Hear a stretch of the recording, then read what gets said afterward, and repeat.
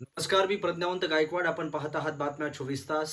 आताची सगळ्यात मोठी ब्रेकिंग न्यूज समोर येते की पाटोदा गावामध्ये भरधाव वेगामध्ये असलेली ट्रॅव्हल्स कंट्रोल सुटल्यामुळे ती रस्त्याच्या खाली गेल्याची चित्र आपल्याला पाहायला मिळत आहे.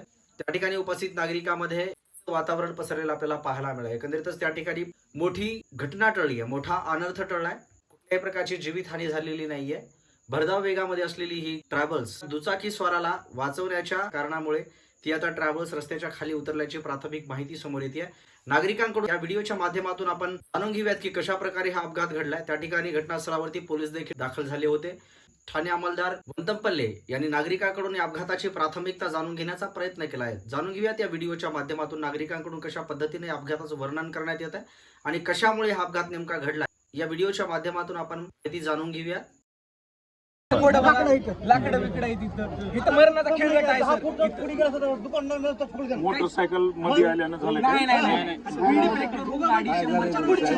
गाडी पुढची गाडी इकडे पास होता. आणि त्याला मोटरसायकलला ही त्याने बघितली पण मोटरसायकल इकडे आला. पण ड्रायव्हर खूप एवढीच आहे एवढे लगत गावात गाडी एवढी कमीत कमी हे लाकडे नसते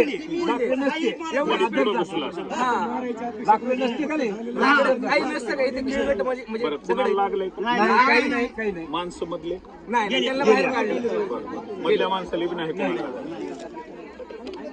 फक्त एवढा स्पीड एवढी कसं हा एवढी ड्रायव्हर गावातल्या कोणाचं नुकसान वगैरे नाही. नुकसान नाही आमचं कोणाचं. फक्त नुकसान म्हणजे काय? त्यांना जर इथं तर काही नसतं ना. हे घरवाले इथे हे पाहिजे घरावर हे काय आता आम्ही घरात होतो. तीच त्याला. तुमचं काही समजा झालेली घटना नाही, आमच्यात काहीच नाही. हे आता तसं झालं असेल काही तर फिर्याद द्या. नाही, आमची तसली फक्त ह्याच्यावर काय स्पीडची काय कारवाई केली? आता एवढी स्पीड आता मला सांगा तुम्ही गावात एवढी चार स्पीड लावली. त्याच्याबद्दल काही अडचण नाही. मी स्वतःहून त्याच्यावर गुन्हा दाखल करतो.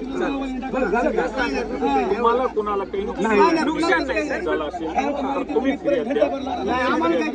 आमची फिर्याद नाही. फक्त ह्याच्यावर जी कारवाई होणार आहे का ती योग्य हो. होतच असते कारवाई. तुम्ही आधी म्हणत राहिला योग्य हो. फक्त काहीच नाही. आणि एवढे स्पीड ब्रेकर योग्य म्हणजे ह्यापूर्वी अयोग्य केले का? आता स्पीड ब्रेकर आहे ना ऐका. पुन्हा बसवायला लावले ते मीच होतो त्या हा सर, आता मला ते म्हणायचं फक्त आता तिथं स्पीड ब्रेकर आहे ना तिथं पुढं गाव आहे म्हणून एक माहिती असते. एवढा चढ आहे तिथं पाहिजे आम्हाला. चढायला गाडी इकडे थांबते. इकडे बी नाही, गाव तुमची जी मागणी आहे गाव आहे म्हणून पाठीला हा, पाहिजेच. आपण गेल्या कारण वेळेस की जसं आमची- बघतो, ऐका ऐकून घ्या. सर, गतिरोधक ज्या वेळेस गेल्या वेळेस आपण करून घेतलाय तसं ती बोर्ड सुद्धा करून घेऊ आपण. सर बरं, तिथंच सगळ्या नाही. उपाययोजना करण्यासाठी सांगितलं होतं आपण. उपयोग आपण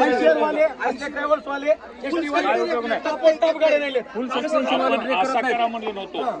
हायवे आहे, रोड समितीच्या अध्यक्षांना पत्र लिहून त्यांना गतिरोधक टाकायला सांगितले 2. झाल्यावर बोला. त्यांना जी टाकता येतात हायवेला त्या पद्धतीने त्यांनी टाकले. 2 टाकलेत अजून 5-6 गतिरोधक करा म्हणा. एक तर पुलाच्या पलीकडे पोलिसाच्या अखत्यारीत ऐकून घे. पोलिसाच्या अखत्यारीतलं नसून हायवे रोड समितीच्या अखत्यारीतलं आहे. आपण त्यांना पत्र व्यवहार करतो. पत्र व्यवहार करून आपण करून घेतलंय ते. सर एक अजून एक टळ करा. कारण अर्धा गाव इकडे आहे, शाळा इकडे आहे, अहो, अर्धी तीच इकडे राहते. तीच सांगून दादा आपण करून घेतलं का नाही? आता वरून तर पाहिजे ना. कसं आहे सांग का? डिवायडर नाही. काय करायचं की त्या रोडचे इंजिनियर ठरवतात. मी ठरवणारा कुणी नाही. आम्ही ज्या रोडचं ऐका. आम्ही कोण ड्रायव्हर लागणार. कारण ते